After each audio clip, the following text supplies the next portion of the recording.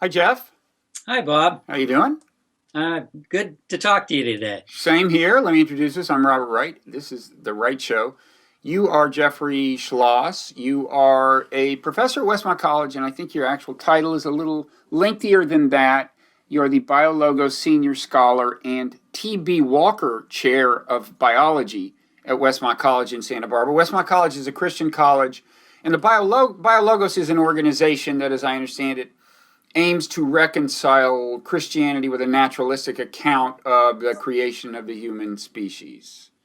Is that Yeah, fair? BioLogos would explore consonance between all propositions for natural law, Mm-hmm. how the world works, and the existence of a creator God. Okay.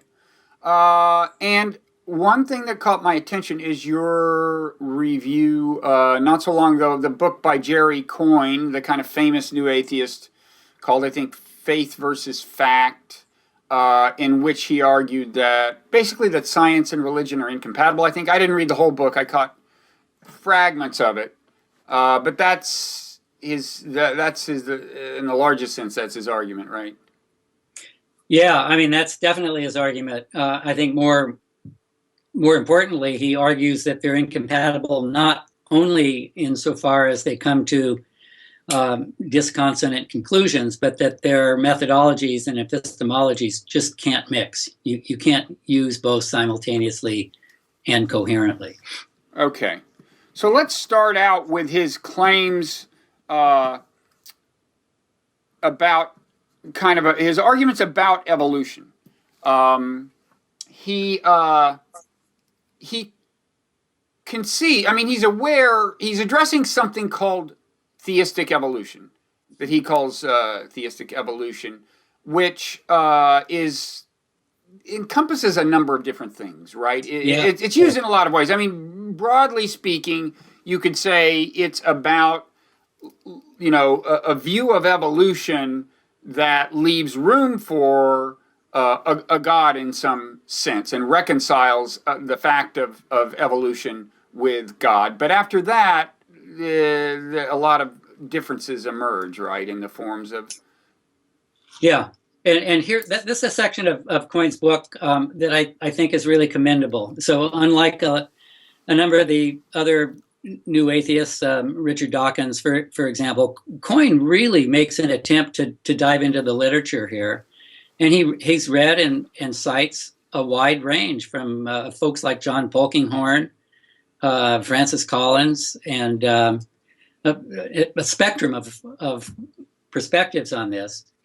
And you're right, Bob. I mean, and Jerry here outlines the spectrum from, on the one hand, simply giving a nod to evolutionary theory as posited and accepted by virtually all biologists, and believing that underneath this is a creator God who doesn't meddle in the process, to, maybe in the middle, some folks who, as Bob Russell at Center for Theology and Natural Sciences proposes that God may meddle, but he does so within the context of quantum indeterminacy, so he doesn't break any laws, and this meddling is undetectable.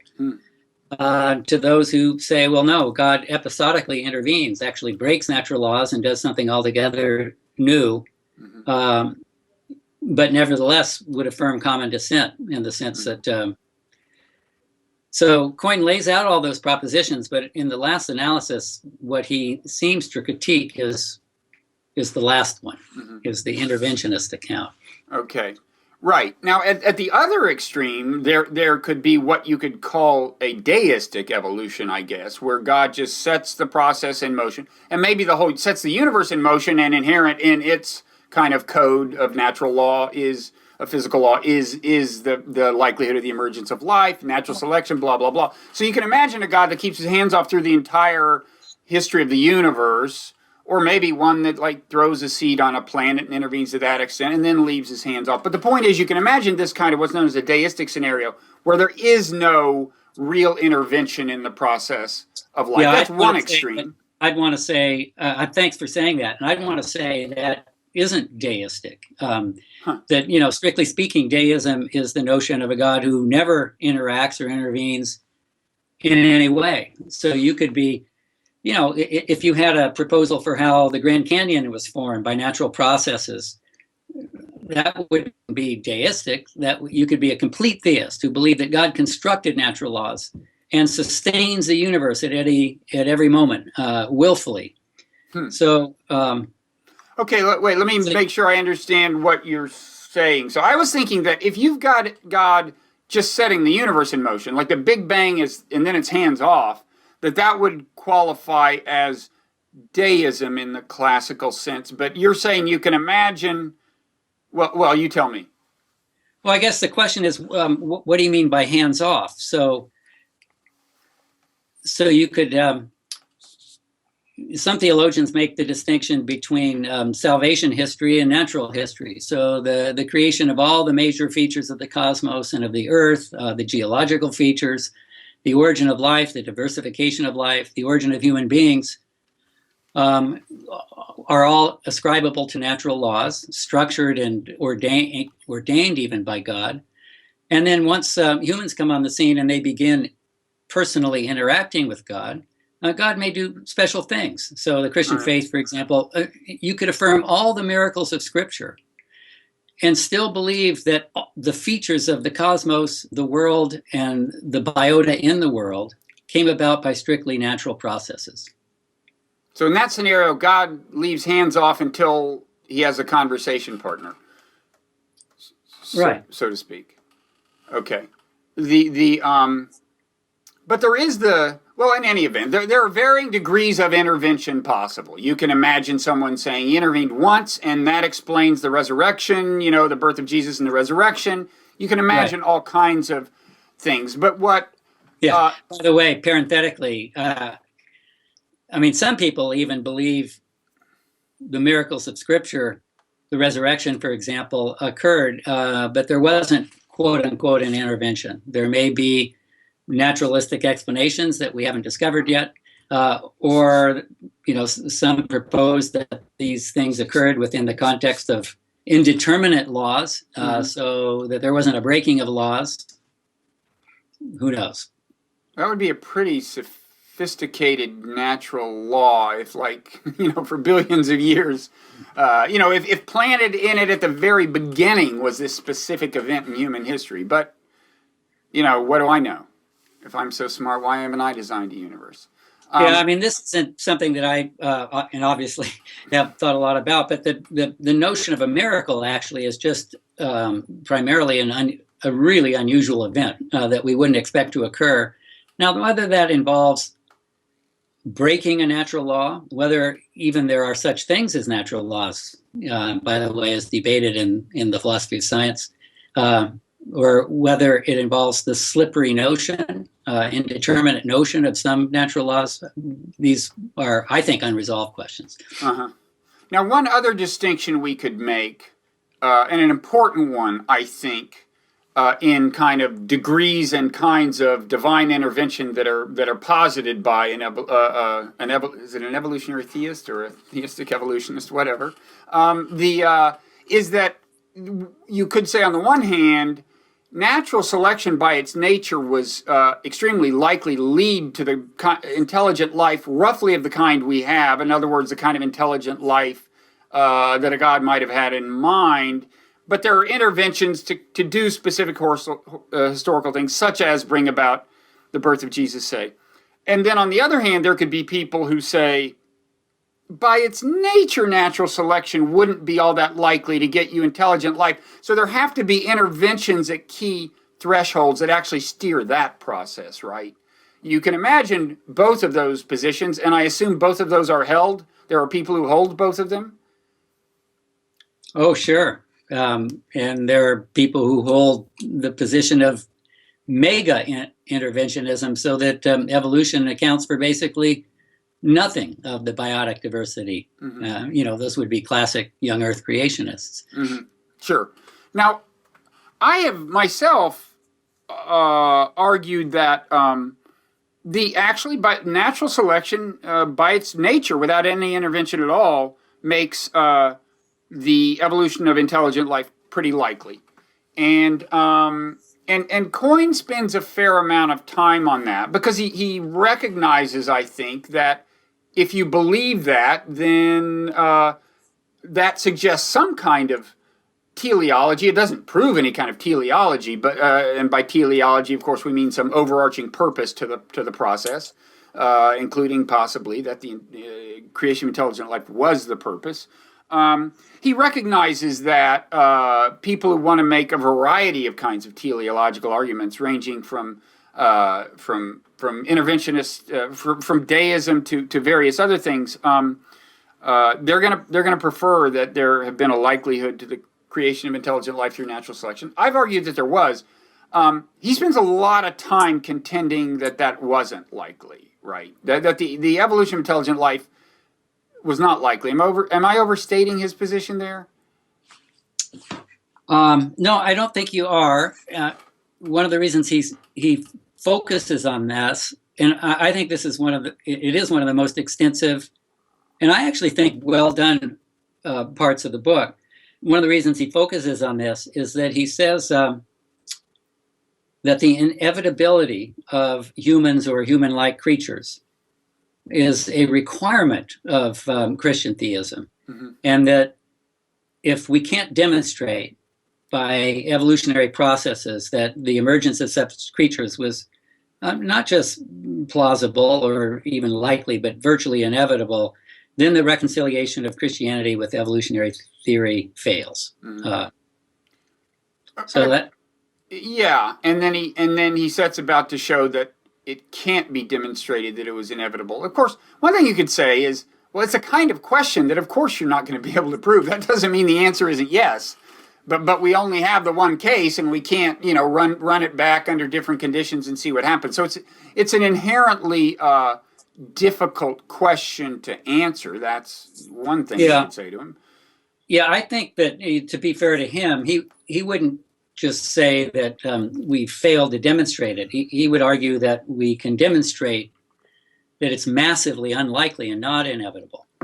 So, but I would want to say a couple of things about that. I mean, the first question is in thinking about inevitability is, and Coyne does this. By the way, this is a question that many other people besides Coyne raise, so I don't kind of want this to be a Coyne diatribe. But I mean, the first question is whether there's directionality at all in evolution. There have been a lot of folks who argued against this, like famously Stephen Jay Gould, right, with his notion of, he even said that there are no significant trends in evolution, and the notion of progress is a noxious concept. His image of evolutionary history was the drunk stumbling down the road, falling in the gutter in a stupor. Right, and specifically what he meant by that is you start with zero complexity. So even if movement with respect to complexity is random by evolution, you will have an accumulation of more complex organisms. It'll happen to go up a couple of steps, and later it'll happen to go up a few steps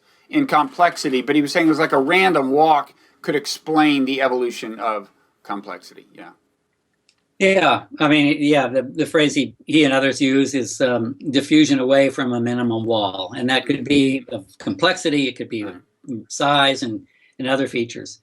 So, I mean, one thing I would want to posit is that there are some fabulous and really, I think, beautiful and striking directional trends in evolution beyond the notion of complexity, which, by the way, is actually quite hard. I mean, the question of complexity is complex in terms of how we measure it. But if you look at other facets of what you might consider to be biotic potency, like homeostasis, the ability to control internal conditions, sensory acuity, behavioral flexibility, parental care, even things like body size, which are related to the ones that I just mentioned.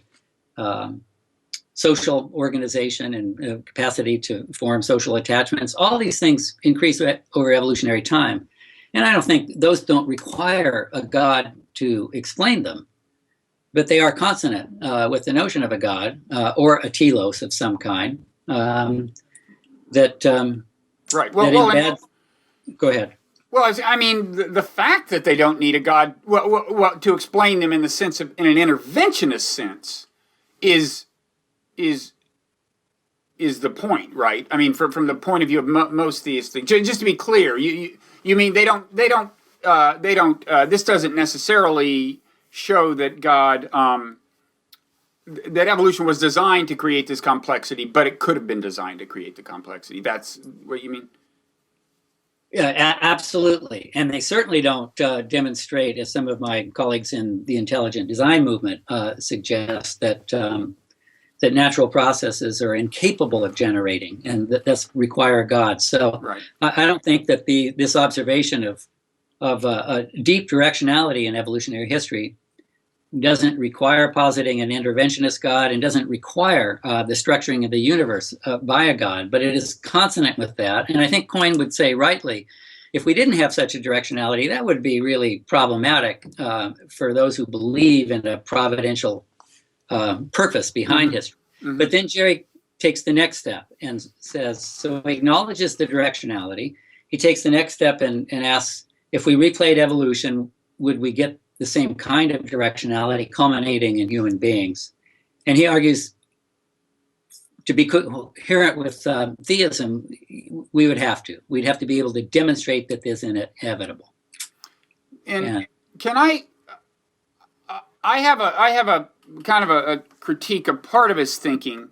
As you said, he says that, and I should say, by the way, that I kind of have my historical issues with Jerry Coyne. He quite unfavorably reviewed my book, The Evolution of God. I thought he massively misrepresented it. I had a reply in the New Republic where the original review appeared that I thought demonstrated the misrepresentation, but in any event, we can link to my reply, which in turn will link to the original review. But just by way of full disclosure, he and I are not close friends.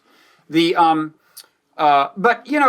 what he fails to mention in the book is that, and it's interesting that both he and Gould, who hold that view, are paleontologists. They're not really evolutionary biologists. They don't really have to spend a lot of time thinking about the dynamics of evolution to kind of do their job necessarily. But it seems to me what they both neglect is two things, really.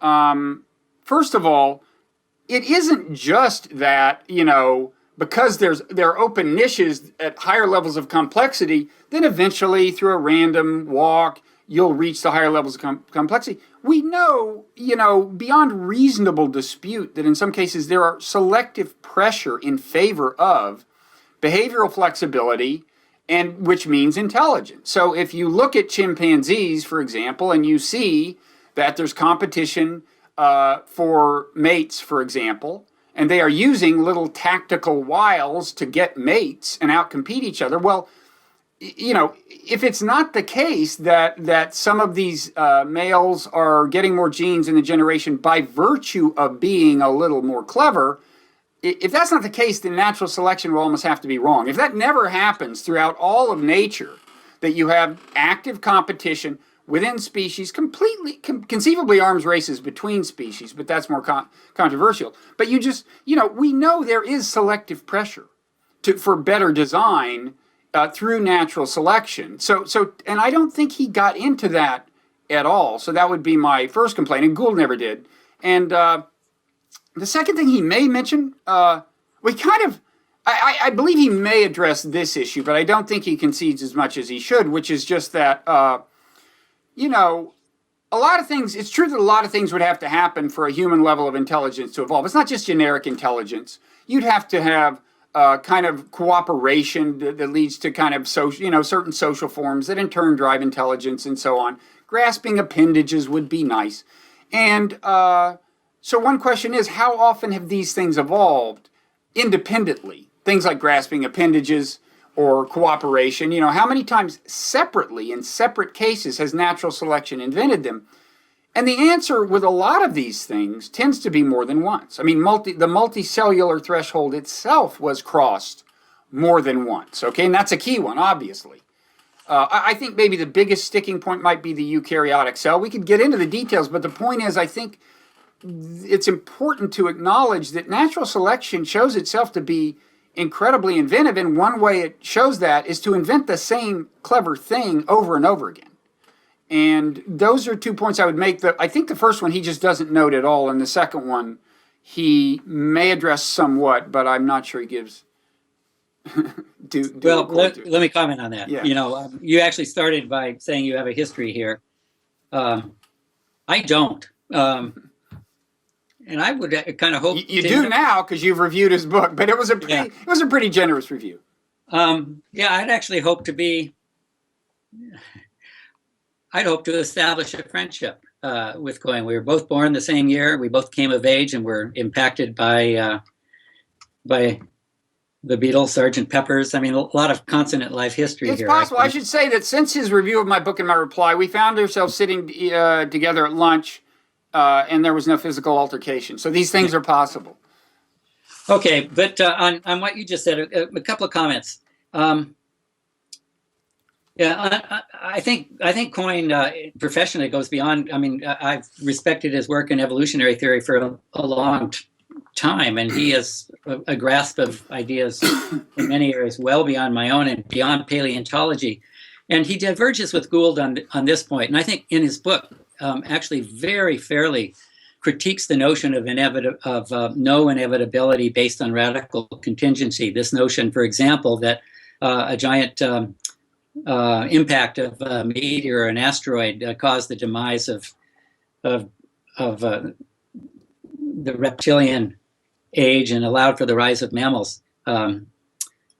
He argues, unlike Gould, that something as major as an impact like that is predictable from the laws of physics, and so in principle, we could have predicted the rise of mammals and ultimately humans. And by the way, your comment on evolution not just being a random walk into empty niche spaces, but there are selective pressures.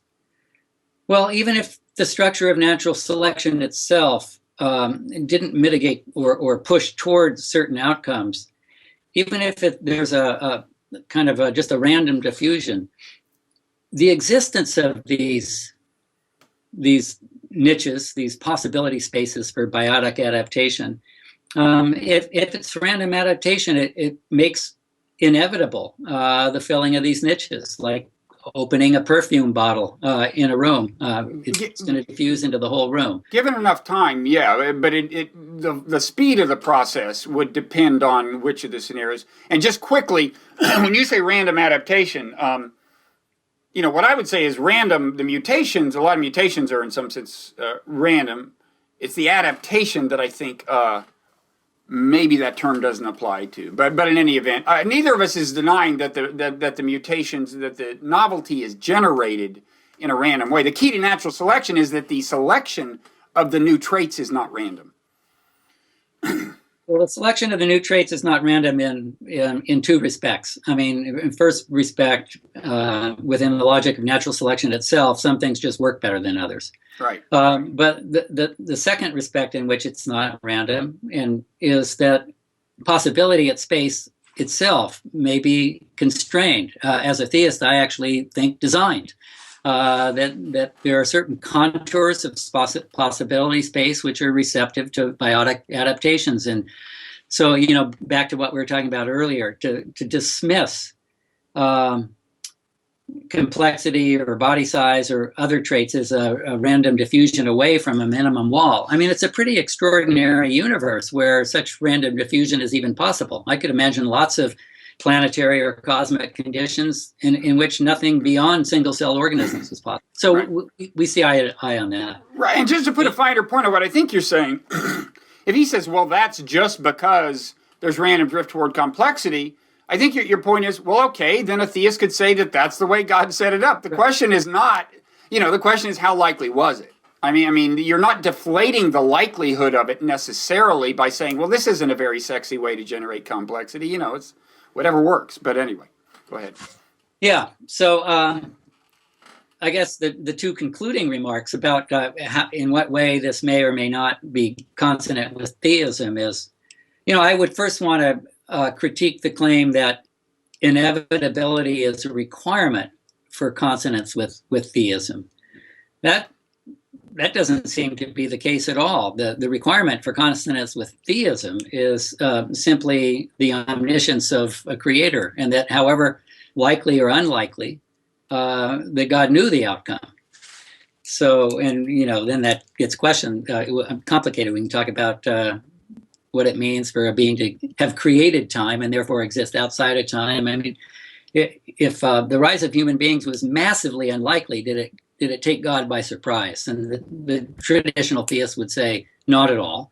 In fact, by the way, historically, the notion of a fully determinate world was viewed as a challenge to theism. So with the rise of Newtonian physics, for example, this made some theists nervous about freedom and contingency of world. So I think Coyne's just actually doing theology there, and he's doing it badly. Now, did it make them nervous because in some versions of Christian belief, free will is an important thing as far as individual salvation goes? You know, choosing to accept Jesus as your Savior? That was one reason, and the other reason had to do with divine action, and that if the ascription of a fully determinate universe seemed to some, to those who believe that God would need to honor the laws that he created, seemed to restrict God's prerogative in terms of interacting with his cosmos. Okay. So that's one question of is inevitability actually necessary to make evolution consonant with theism? Mm-hmm. I don't think it is at all. But the second question is whether Coyne has really demonstrated that it's inevitable. In the last analysis, he rejects Gould's case that this kind of contingency, like asteroid impacts, but he anchors it in noting, number one, that unlike the other cases that you mentioned of convergent evolution, where the same thing keeps cropping up. Mm-hmm. I mean, we see this in a number of cases in parental care, for example, mm-hmm. multicellularity. Coyne argues that there's only one human-like organism, so that there may be features. Well, somebody's going to get there first, obviously. I mean, if a number of lineages were likely to lead eventually, or had a good chance of leading, one of them is going to get there first, and it's going to look around and go, well, there's nobody else here. But, I mean, evolution works so slowly that there's like no chance two lineages are going to get there within the same million-year span, right? Well, that's actually what I was just about to say. I mean, there is only one, at this point, species that has the cognitive and social capacities that human beings have. But, you don't have to go too far back in the hominin record where it looked like there were multiple species that were there or almost there. And, one question involves once one species gets there, does that species displace other species? So lots of people think there's only one species can occupy the cultural niche. Yeah. Now, you made a point about a seeming paradox, if not contradiction, in the argument he's making. And there are two parts to it. This is a point you made in your Washington Post review of his book. On the one hand, he says, he looks at this much addressed question of why the universe seems fine-tuned in a way in terms of its physical laws and the exact parameters of its physical laws, fine-tuned in a way that seems conducive to the appearance of life. If the gravitational constant had been different by this much, there couldn't be life, and that kind of stuff.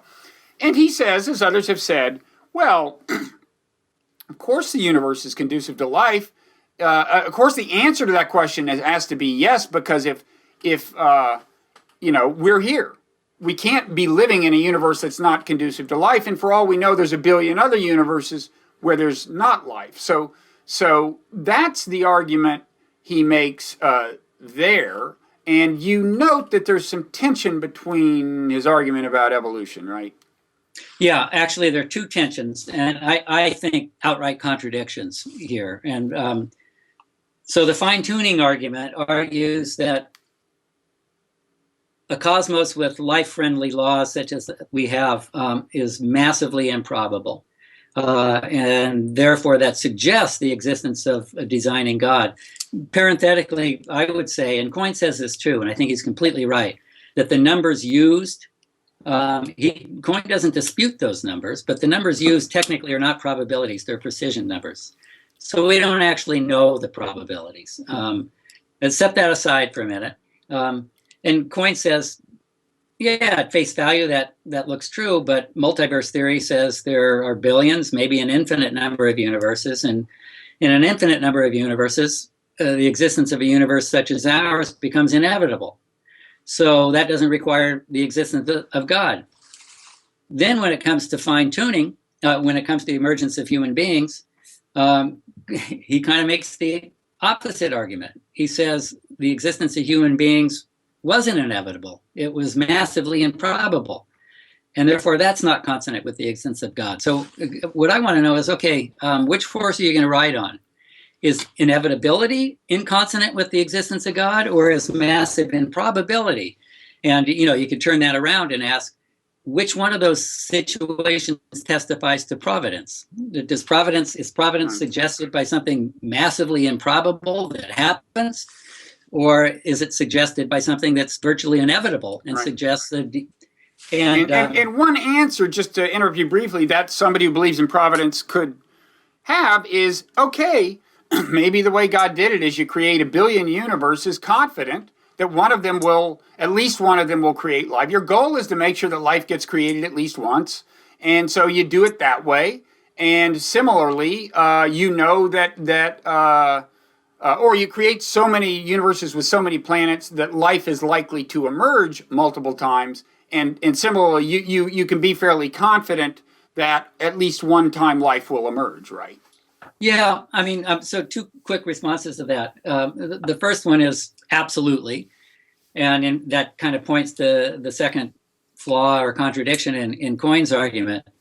So he is willing to invoke multiple universes to diffuse the fine-tuning argument and say, well, look, there are multiple universes and therefore fine-tuning doesn't work.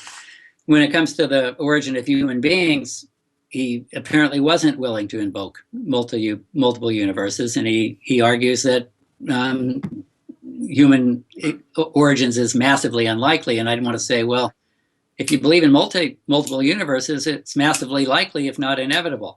So that's an internal contradiction. But the second thing, Bob, is you're right. If there are multiple universes which make the origin of human beings virtually inevitable, that's consonant with the existence of a God. But here I think Coyne's kind of right.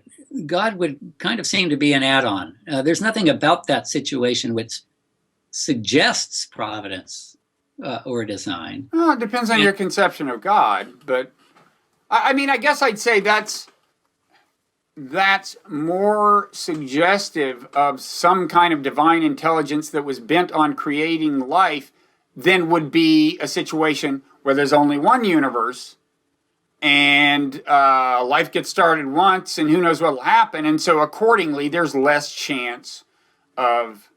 I mean, to put it another way, if you're associating the dynamics of natural selection with divine intent, with the intent being to create intelligent life, you're already kind of talking about a God that's willing to let a 1,000 flowers bloom in the hopes that one will bloom big time, right? Because we know there are all these different lineages, and depending on contingency, it might have been that we died and the Neanderthals didn't. Although, of course, we now know there was a little inbreeding, so that's a bad example. But you know what I mean. Any given twig could have, if you're accepting a non-interventionist evolutionary theist view, then even there, right, the argument is that, natural selection, if it's a product of a divinity, seems to be the product of a divinity is willing to put a lot of little experiments out there so long as that creates a likelihood that one of them is going to turn out really well, if that makes any sense. Right.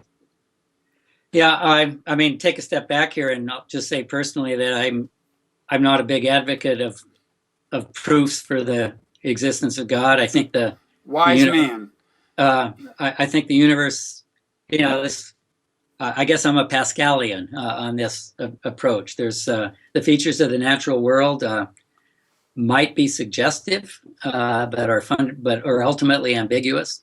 And so I think the fine-tuning argument itself, I don't view as an argument. We have precisions and not probabilities, and I think most of us, when we look at those precisions, it's hard not to say, "Wow." I mean, the response is "Wow," And a wow is, to some, might be suggestive, certainly consonant with the existence of God. Now, I don't know what an infinite number of universes that would certainly take the wow factor out of fine tuning. Well, but the creation of an infinite, wow.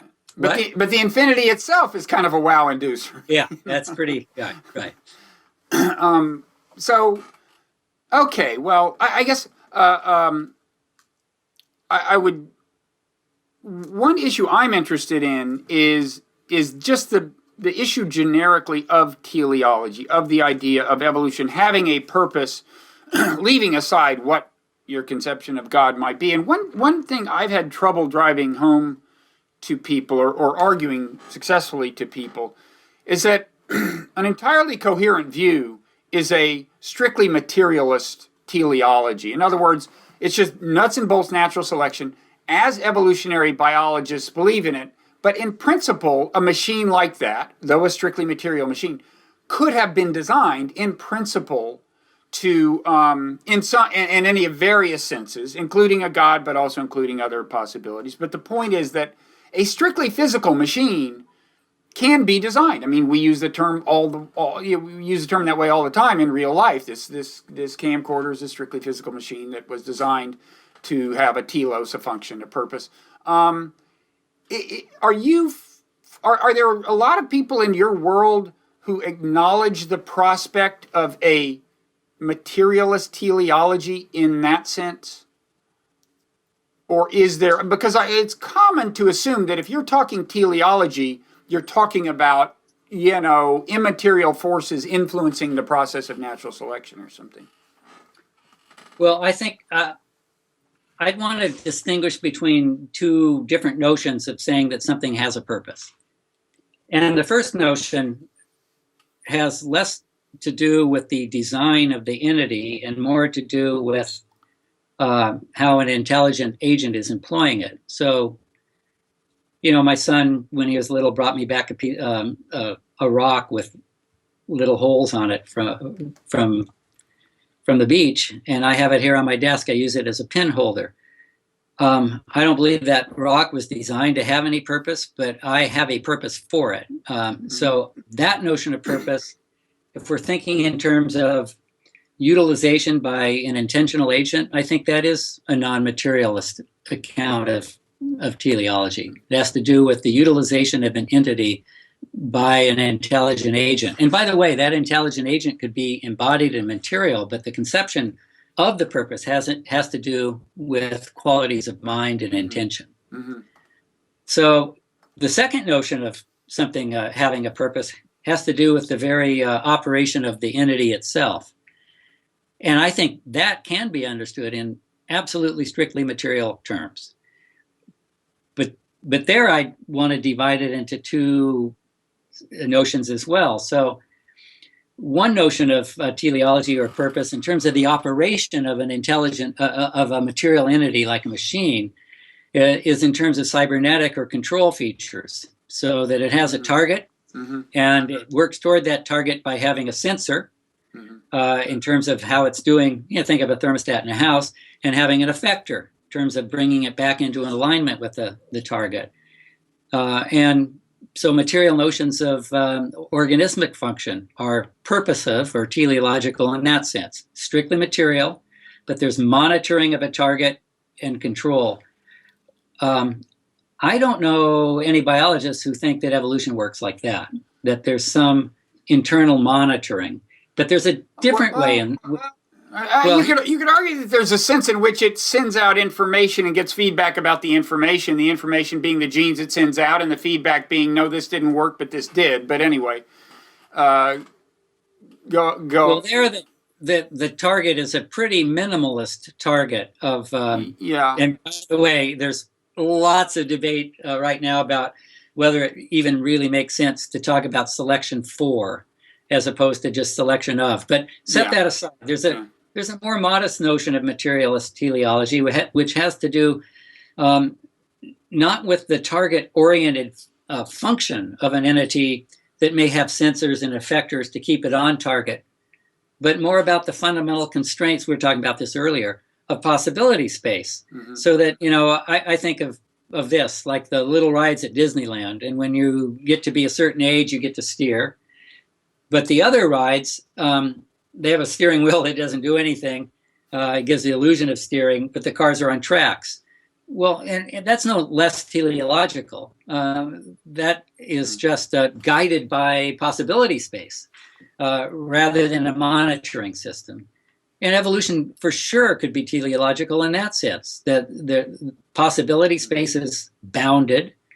And as we were talking about earlier, beyond the bounded possibility space, there may be certain things, given the logic of natural selection, that are just more likely to work than other things. I guess one analogy I'd make by way of maybe suggesting yet another way of thinking about teleology is looking at individual animals created by natural selection as themselves having purpose. And a lot of people are comfortable talking about them that way. Daniel Dennett is. And there, you might say the criterion, I mean, first of all, that's an example, if you agree with that language, of something being imbued with purpose, not by some kind of conscious designer in the conventional sense, but by a process of natural selection, which is itself presumably strictly materialist. So there you have a materialist embodiment of theology created by a presumably material designer, quote, at least. And one thing I would say about that is one way to look at that is, if you ask what do I mean by teleology there, you could talk about the sheer exquisite functionality of it, but you could also say, it's not just that my eye is good at seeing. It's that the eye would not exist if it weren't. It would not be in this world if it weren't good at seeing. That rock on your desk would be in this world even if it weren't holding those pens. But this eye would not be in the world. So its very existence is owed to its functionality. And I think that's what I mean when I suggest that maybe natural selection itself is teleological. What I'm suggesting is if the process weren't likely to create intelligence, at least I'm suggesting this is the criterion for teleology that I'm toying with. If the process weren't likely to lead to intelligence, as I believe it is, it would not exist. In other words, if you have a theistic scenario in mind, then God would not have created it. Or if you want to imagine some kind of meta-natural selection that created it, involving the replication of universes, which is possible, you can imagine that. Then it would not be a God that created natural selection, but it would still be the case that natural selection, as we know it, would not exist had it not proved itself fertile in some sense. We'd probably be a mistake to pursue this very far because I know I've already lost everyone and we're deep in the weeds. But anyway, that's something I wanted to say. So I won't get us deeper in the weeds, but I'll just say I'm an agnostic on those questions. So I think as a biologist, I really lament the fact that for so many years biologists have had physics envy and tried to eliminate the use of the employment of notions of teleology or purpose. I don't think we can describe organisms rightly without talking about organismic purposes. Mm-hmm. By the way, if you're really, I wonder, have you ever had Michael Roos or Robert Brandon on your? No, I've met Michael Roos, and what is their line? So, I mean, they've done some really interesting work on the employment of notions of purpose and teleology in biology. And, for a while, biologists were even using a different word, teleonomy. And Brandon argues, no, let's just use the word that clearly applies here, teleology. So organisms are teleological functioning entities. Whether evolution is teleological in that sense, I guess probably I'm not an agnostic. I'm skeptical in the sense of being self-regulating. But don't you, I thought presumably, maybe I've got you wrong, that as a Christian, you kind of had to think, if you believe that evolution created human beings, you almost have to think it's in some sense teleological. It has a purpose, right? Well, it has a purpose in the first notion of purpose that I mentioned, in the notion of the rock being on my desk, and a being who sees the end from the beginning would know the end result of evolution, whether or not that end result from within the constraints of time was inevitable. I actually think probably, the outcome was likely or inevitable. But I think my point is you could have an inevitable outcome without having a self-regulating system. Back, like the cars in Disneyland. There's no self-regulation there. The possibility space is just so constrained that you run it over and over again, you'll get the same result. There's regulation, but not self-regulation. Yeah. Yeah. Okay. Now, I know another issue you're interested in, which is germane to all of this, is what's called moral realism by philosophers, which means to me just the idea that there is such a thing as moral truth. You might say out there in some sense. But it makes sense to talk about something that somebody did being either right or wrong in the way you could talk about, facts in the sense that this lamp is or is not on my desk, right? That there are moral facts, there are moral truths. And well, I'll just leave that an open-ended question. I mean, how does that fit into these issues about kind of theistic conceptions of evolution? Or how have evolutionary theists reckoned with, either used in their arguments, the fact of a moral sensibility in humans, or reckoned with any other moral aspects of organic life? Well, actually, this kind of relates to the question that we were just discussing. And, there are two aspects to the question of what's called moral realism. One, are there moral facts? Is there such thing? But the second question is, do we have any confidence that what we hold to be moral facts, in fact, are? That is to say, if there are moral facts, what warrant do we have for believing that we can know them?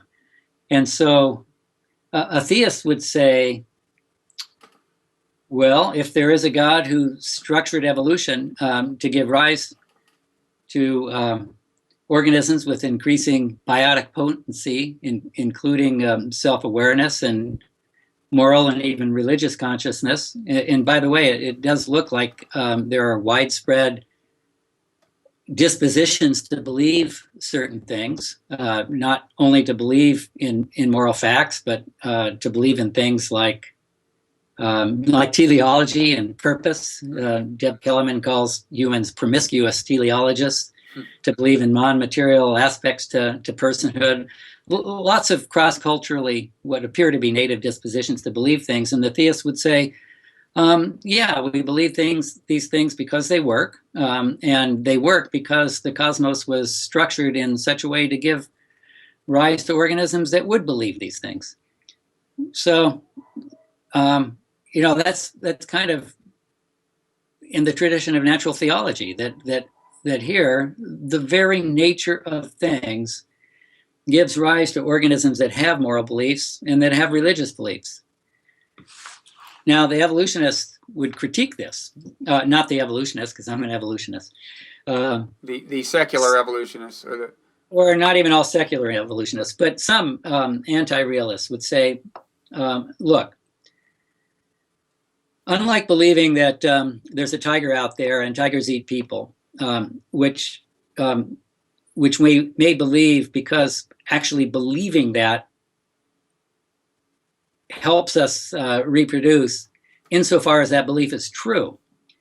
If it weren't true and we were running away from animals that didn't eat people, we wouldn't have dispositions to believe such things. But unlike those beliefs, unlike beliefs about the empirical world, the material world, belief in certain moral attributes, or for that matter, belief in God, people hold those beliefs. I mean, there are those who argue that these kinds of beliefs are pathological, but many of my colleagues say, no, these beliefs do important fitness-related work. And importantly, we would believe those things even if there were no such thing as moral facts. We believe them only because they work and not because they're true. And that's way different than believing in tigers. So what the argument here is actually, in terms of, they're called the evolutionary debunking arguments, is not that there are no moral truths, is that we would believe they're moral truths whether or not they were, and therefore we don't have any warrant or justification for believing them. Yeah, I mean, So what? can I give you? Yeah. I mean, Robert Joyce has this interesting metaphor. He says, imagine that there was a pill that you could take that would cause you to believe that Napoleon lost at Waterloo. Now, by the way, I haven't taken such a pill, and I have independent reasons for believing that Napoleon did lose at Waterloo. But if we knew there was such a pill, and we knew that that pill caused you to believe that Napoleon lost at Waterloo, and you had taken that pill, well, it may be true that he did, but you would have no warrant for trusting your belief that he did. And what Joyce says is natural selection is a belief pill, and it makes us believe in certain moral truths. And we've all taken the pill, and there may be moral truths, but we have no right to believe they exist. That's the argument. Yeah.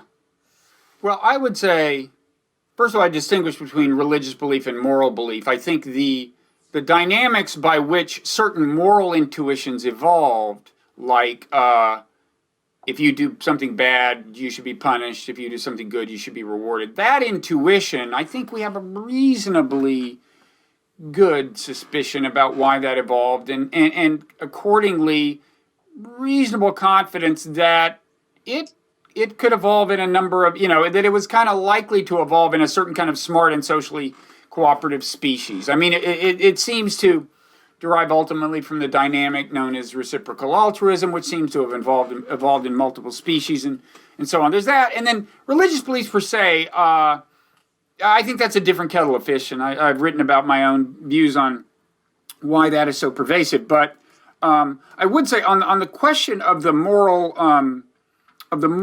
intuitions, on the one hand, and actually I first heard this suggestion from Steve Pinker, who is certainly an avowed atheist, but he suggested that maybe the term moral realism was appropriate given a kind of tendency for evolutionary systems to converge on these kind of moral, quote, truths, or at least beliefs. He said that made them in some sense kind of out there, like drawing organisms toward belief in them in an evolutionary sense. And he said that might qualify as a kind of moral realism. I think Joyce, whom you cited, would say no. That's not the question. That's not all we mean by moral realism. We mean they're true in some deeper sense, not just that the evolutionary process is likely to lead you to them. But I would also say that these beliefs tend to be kind of welfare multipliers. They allow people to play non-zero sum games successfully, and create more aggregate well-being in the society than might otherwise be the case. So if you're of a kind of a consequentialist or specifically utilitarian disposition philosophically, you might say, well, the fact of them having that consequence is validation of them. And then the further fact, if you believe it, that we were likely to converge on these, makes the whole thing really interesting. But that's if that makes any sense to you. Yeah. I mean, the fact that we may have been likely to converge, I kind of chuckled when you brought up the question of moral realism, but it does hinge on what we were talking about earlier. It does relate to that.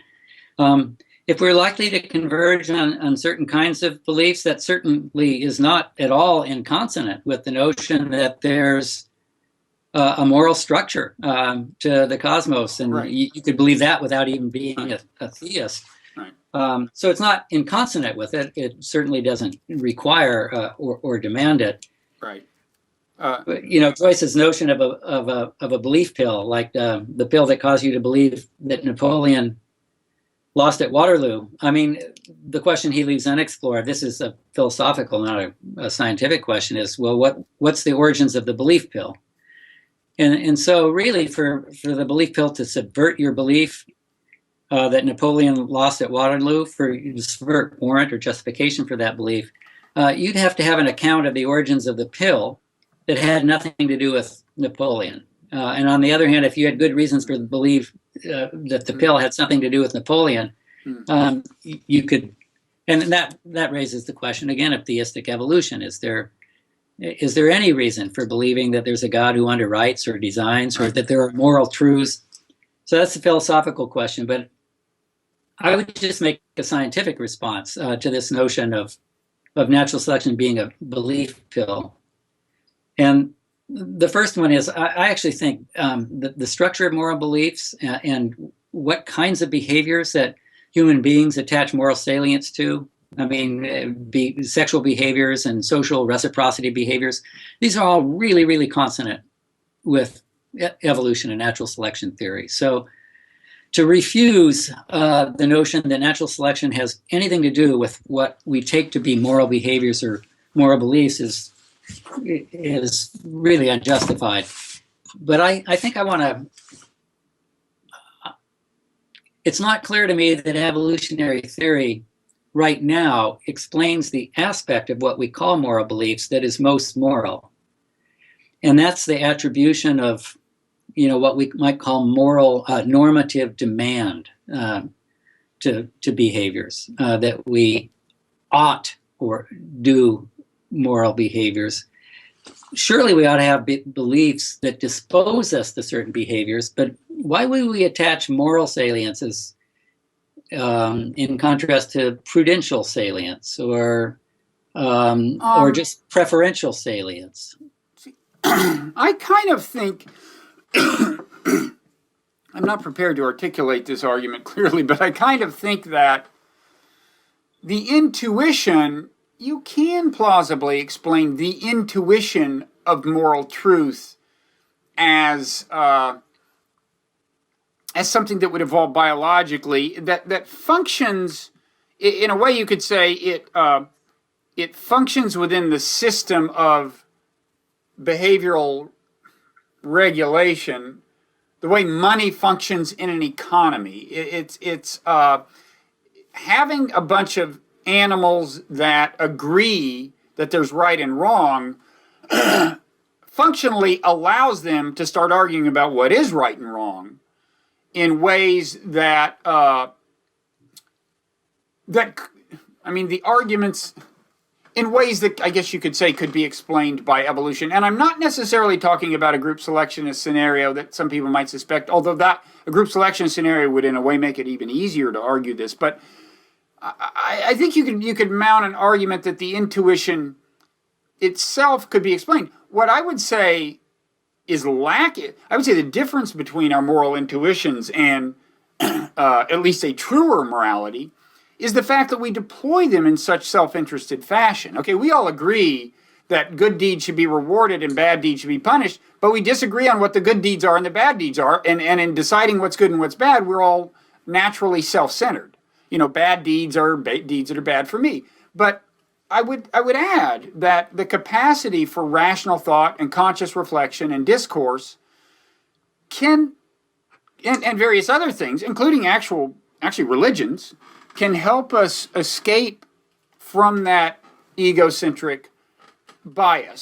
So the human project, you can imagine, if you do think, again, to stick with my tendency to be strictly deistic, metaphorically about these things. In other words, explaining as much as possible just in the strictly material terms. If you do think that the belief that the intuition that there is moral right and wrong was a product of evolution, and that certain intuitions, like one good turn deserves another, were likely products of evolution, and that reflective intelligence was a likely product of evolution, then you can argue that the refinement of our moral sensibilities through discourse and philosophy, the refinement that carries us out of such an egotistical bias, which is, part of Christian thought, Buddhist thought, and pure ethical philosophy, and various spiritual traditions and so on. You could argue that is kind of in the extreme case, you could argue that that's kind of inherent, at least probabilistically, in evolution. You see what I'm arguing? Yeah, absolutely. So,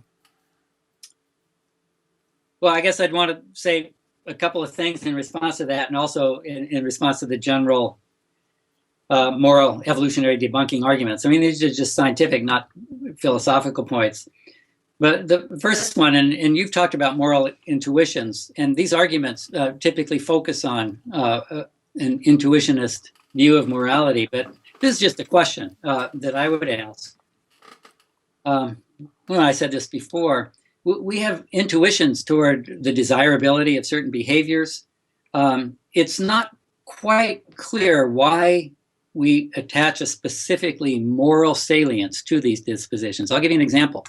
Incest avoidance. So, I mean, this is so widespread in the mammalian world. The taboo against it. You mean the avoidance of it? Yeah, I'm not even talking about the taboo yet. Yeah, I'm just talking about the avoidance. So lots of organisms without any cognitive ability at all avoid it. Then higher organisms with higher cognitive and social affinities avoid it. They have dispositions or intuitions, whatever you want to call it. And humans are widely observed to have feelings of disgust and repugnance.